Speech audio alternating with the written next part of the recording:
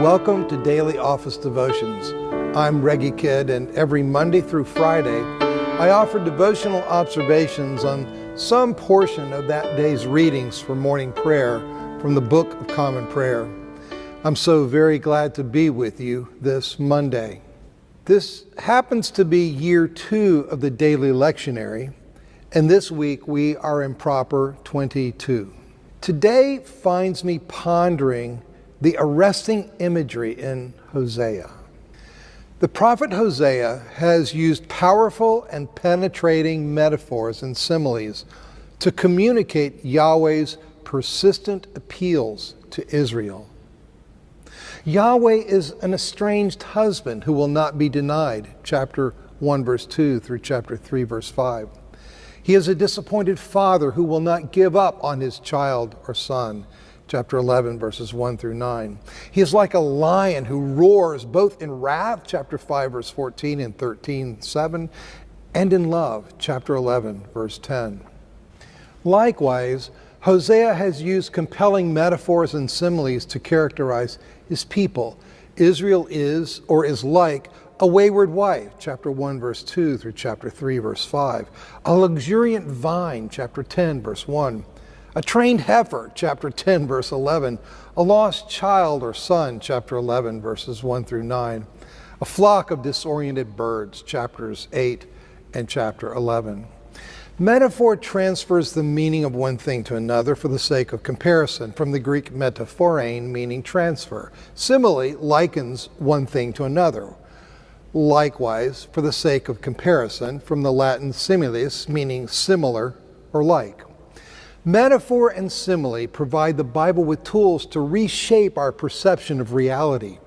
This is that, isn't it? Or this is like that, isn't it?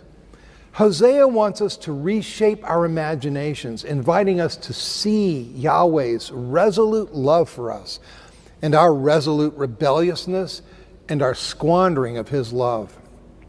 And Hosea wants us to picture how we might answer God's resolute love by our turning from our irresolution in love.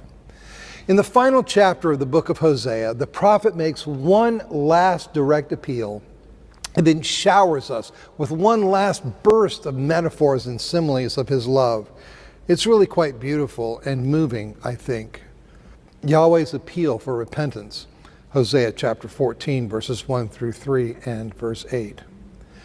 Acknowledge that you are the one responsible for your situation, chapter 14, verse 1. Take words with you, the fruit of your lips, that is, name the specifics and ask for forgiveness, chapter 14, verse 2. Confess that the true God is your only hope, chapter 14, verses 3 and 8. Metaphors and similes of God's amazing promises to re-Edenize the world through Israel. I will be like the dew to Israel, Hosea chapter 14, verses 4 through 7. Like the lily, Yahweh will beautify the ugly. Like the forests of Lebanon, Yahweh will strengthen the weak. His shoots shall spread out. Yahweh will make Israel's now contracted spiritual heart once again expansive. Like the olive tree, Yahweh will make Israel's now unproductive spiritual life once again the source of spiritual value in the world. Fragrance like that of Lebanon, Yahweh will replace the stench of rot exuding from Israel with a delightful aroma.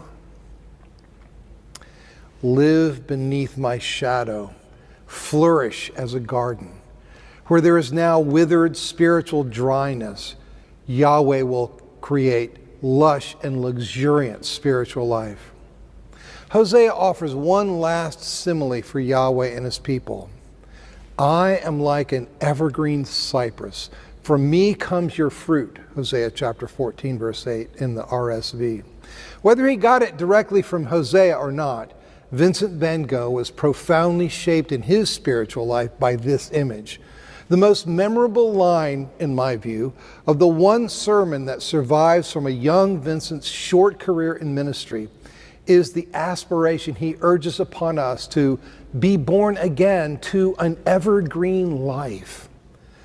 I pray that God's evergreen life becomes your own. Be blessed this day.